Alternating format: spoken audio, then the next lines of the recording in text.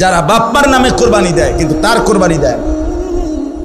তো বলে বাপ্পার নামে কোরবানি দিত না, অবশ্যই দিব। বাপের যদি একটা লুঙ্গি লাগে এর লাগে কি ফুতের লুঙ্গি কিনতো না? কথা কন না কেন? বাপের যদি একটা জামা লাগে তো এর লেগে কি বাপের জামা আমি দিছি দেখা আমি আর খালি গায়ে আটমু নাকি? তো তাহলে এটা কথা হইলো কোনো? বাপের নামে কোরবানি দিলাম দেখা, মার নামে কোরবানি দিলাম দেখা আমি কোরবানি দেব না, এটা কোন কথা? ছেলেটার দোকান অথবা ছেলেটা ঢাকা কাজ করে, চাকরি করে, যেটাই করুক, তে বাইতাইয়া তার কাছে কিন্তু টাকা আছে 60,000-এর বেশি, কিন্তু বাইতাইয়া মাতে না, তার বাপের হাতে টাকা 10,000 দিয়া দেন আপনি কোরবানি দেন, বুঝতো না খাওন আপনার নামে দেন, আপনি মুরব্বী মানুষ, আপনি মরে গেলে আর পাইবেন কোরবানি। অথচ সে কিন্তু কি সামর্থ্যবান, কথা বুঝেন নাই আমার, তার কাছে টাকা আছে না, এই 10,000 টাকা ছাড়া তার দ্বারা আর টাকা নাই। তাহলে এই ছেলের উপরে তো কোরবানি ওয়াজিব। অথচ সে তার বাবার নামে কোরবানি দিল, বাবার সাথে শরীক দিয়া টাকা জমা দিয়া 10,000 টাকা বাবারে বুঝাই দিয়া শেষ। সে মনে মনে ভাবতেছে আমি তো কোরবানি দিছি, এই যে আব্বারে দিছি 10,000, তুই বেটা আব্বারে না 10,000 দিছ, কোরবানি দিছ কই? কোরবানি উপলক্ষে না 10,000 টাকা বাপেরে দিছ, তো তুমি তো সারা বছরই টাকা দাও, তো এখনো দিছো, এটা অসুবিধা কি? বাপমার খেদমত তুমি করবা না? বাপমারে তুমি দিবা না? বলেন কি পরিমাণ ছেলে যাদের কাছে টাকা আছে অথচ তারা কোরবানি দেয় না।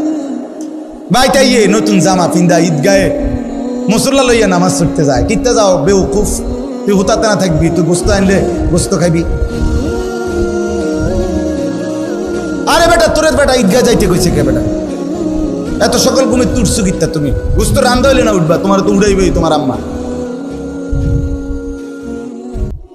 এই জন্য এটা শরীয়তের বিধান। অনেক ছেলে আছে বালেগের উপরে কোরবানি ওয়াজিব।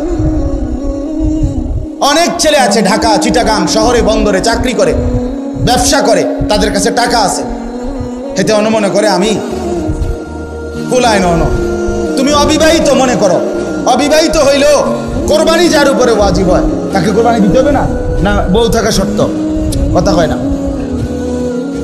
হয়তো তো এটা বুঝেই না, হয়তো মায়ের পাত্তাই দেয় না এটারে, হয়তো এটা কিছুই মনে যায় না।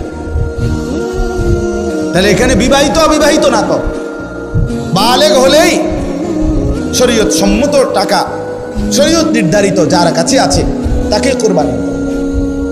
তাহলে অসংখ্য মহিলাদের উপরে কোরবানি ওয়াজিব হয়, অসংখ্য ছেলের উপরে।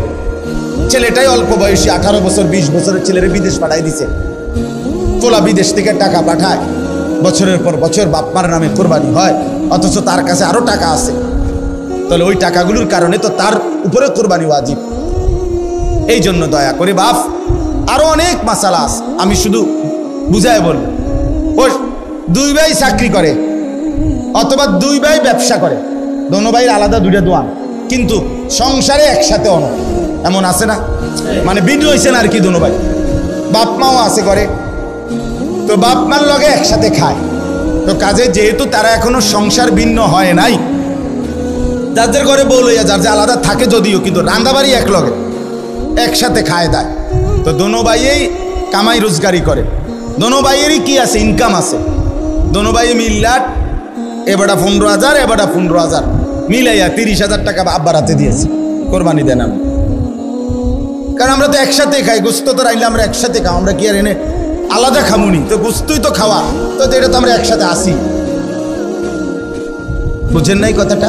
তো এবারে এই 30,000 টাকা দিয়ে কার নামে কোরবানি দিল? বাপের নামে। তো তোমরা যে দুজন সামর্থ্যবান,